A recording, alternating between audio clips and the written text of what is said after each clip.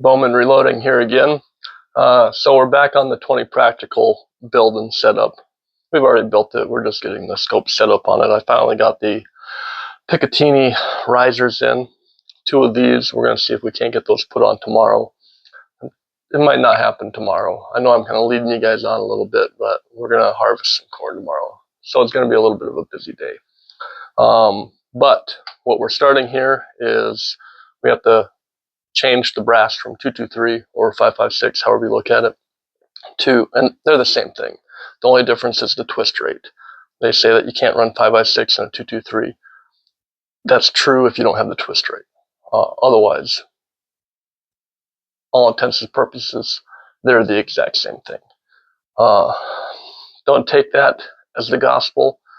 There's going to be a lot of people that'll probably chime in and say that that's wrong, but they're the same thing. You just have to have the twist rate for it. But what we've done so far is we popped out all the primer pockets. We've ran it through the annealer. We have annealed everything. I'm going to show you how to swage them because these are kind of military brass. You don't necessarily have to do it. You can hit them with a reamer instead, but I'll show you how to run them through the swager. Really easy to get them set up.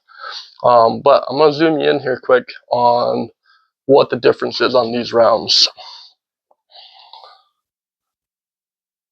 Alright, so what we have right here is we have a 62 grain green tip ball ammo 556, and here is a 20 practical. It's a 20 caliber round. It's not very big, it's pretty small actually. This here is a 22 caliber round, and it's a 55 grain. This is a 20 practical round, or 20 caliber. You can run it in a 204, you know, anything that runs 20, but it's only a 40 grain bullet. There's not a ton of difference between the two, but there is a substantial difference there. The 15 grains out of my 556, my 223 wild, whatever you want to call it, I run those 55 grains at like 2,700 feet per second. I think the 62 grains are coming out at right around 3,200. I run them slower because I had it way more accurate at that range. You can run it however fast you want it to. The 20 practical though, I had that thing smoking out at like 3,700 feet per second. Real quick round, and it's devastating when it hits a coyote. However, I was too hot. I got to back it off a little bit. I was tearing my brass up, so I had to go shoot a new lot of brass. I need to shoot 50 more, that way I have 100 on hand. But let's get over to the swager. I'll get it set up here. I'll show you how to set it up, and then we'll run 10 rounds through it. And from there, we need to clean our brass. I'll show you how to do that too. All right, back with Bowman reloading. Primer pocket swaging tool, super easy to use.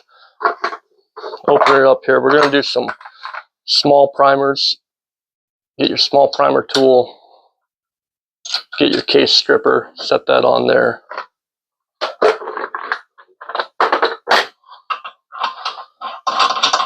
Get the swaging tool itself, screw this in. You don't have to have it in all the way, but go ahead and screw it down there a little ways. Feed the case into the top of it, center up your primer pocket, lower it all the way down. Screw this down until you're touching, and then that's a little much for that case there, but for the most part, most of the cases I've had, that's about perfect. So I have it already preset, but basically what you're going to do is you're going to get an average of your cases, run it down until it's touching, and then from there you're going to run it another quarter to a half a turn depending on what you need to actually remove your ring. And that's all you're going to do. I have it set up on this old rock chucker that my dad had. I haven't tried to run any of these through the Forester coax. I'm assuming you probably could. However, the rock chucker has been around forever. It's tried and true. It's a little beefier of a unit, and that's what I run with on here. It takes a little bit of practice to find the hole. Some people have problems with that. Once you do it a few times though, it'll become second nature. I already did 40 rounds before I started this. I'm just going to show you how to do about 10 of them. And again, you don't necessarily have to do it this way. You can get a reamer instead, or a chamfering tool, and cut that inside ring out just a little bit. And I may touch them up just a little bit to get rid of that little burr that's left there. But for the most part, this is everything that you need to do. That's ready to be primed. Thank you very much for your time. All right, back here with Bowman Reloading, we have the Frankfurt Arsenal case prep system. All we're going to do here quick is we're going to clean up the necks on these. The reason why we're going to do that is because I'm going to reduce these down to 20 caliber instead of 22 caliber. I won't run very many because this thing's pretty loud, but super easy to do.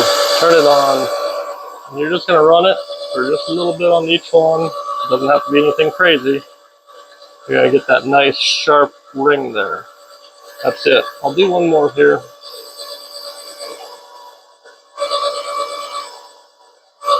And that's it. And again, we're just doing that. That way we can get those reduced down to 20 caliber. We're going to clean them up here after this, run them through the tumbler. And we probably won't get it done tonight, but we're going to get those resized down to 20 and then get them trimmed and chamfer them and deburr them again.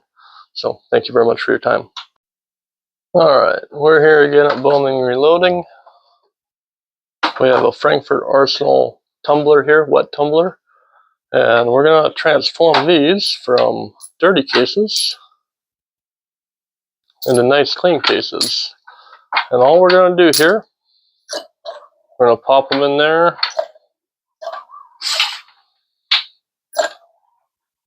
Pretty simple, tell you the truth.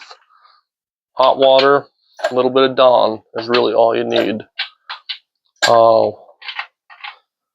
I don't usually put it in all the time, but if you want to put in a little bit of citric acid or lemon shine,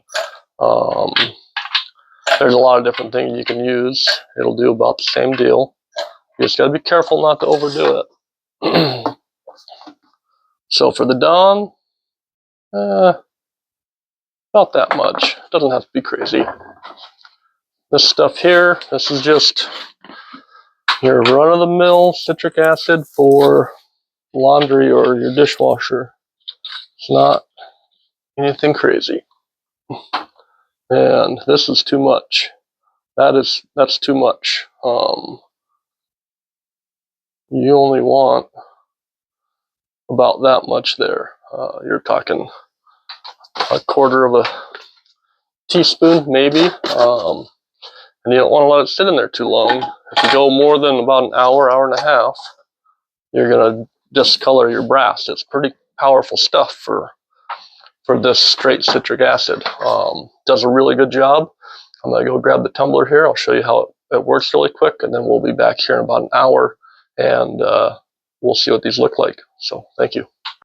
All right, this is just for demonstration purposes because it's going to be really loud on top of this table. But it runs just one set of wheels. Pretty simple. Make sure you got your lid nice and tight, otherwise you'll leak a little bit. You're going to set it up there just like that. And you're just going to run it. You're going to set a timer. You don't want to run this stuff too long. Not just because of that citric acid, but also because of the stainless steel media inside there. And I run a special stainless steel media from Southern Shine. It's not your standard pins. It's more of a teardrop shape. And I'll show you that once we get this open. So, thank you. All right, this is what they look like after about an hour of tumbling.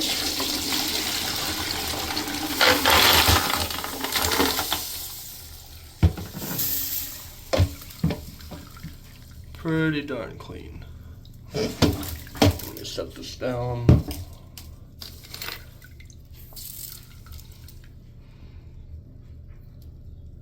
A little bit in the primer pocket still, but not enough that I would ever worry about it. And that's the media that I use. It's almost a teardrop shape. Southern Shine on Facebook. You get about 5 pounds. It'll last you your entire life. All right, I'll get these cleaned up. But yeah, that's what it looks like.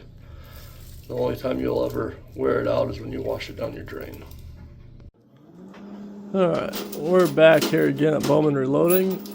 Taking the last little bit out of the dehydrator. I have the Lyman Cyclone case dryer. Basically, it's just a dehydrator. But as you see, cases are nice and dry. And this is the day after. So I mean, either way, they're going to be dry. But if you don't run them through dehydrator, they're going to have water spots on them, whereas these don't. Now, that discoloration, though, that you see, not that it's going to hurt anything whatsoever, but that discoloration is from the citric acid that I put in there. And again, it's not going to change anything whatsoever. The cases are super clean. It doesn't pick it up very well in the camera. Even the primer pockets. There's a little bit in there, but again, not enough that I'm going to worry about it. And we're going to run it through that tumbler one more time before we're all said and done. Because what we're going to do is, the next step is we're going to resize it down to 20, and then we're going to trim it to length. And then after we're done trimming to length, we're going to wash it one more time for about an hour. We're going to take it out, and then we're going to chamfer, deburr it. Load primers, load powder, load bullets. We're done. So, thank you very much. Stay tuned, there's going to be more, and hopefully when I get a chance, we'll actually get that scope mounted. We haven't done that quite yet, so thank you.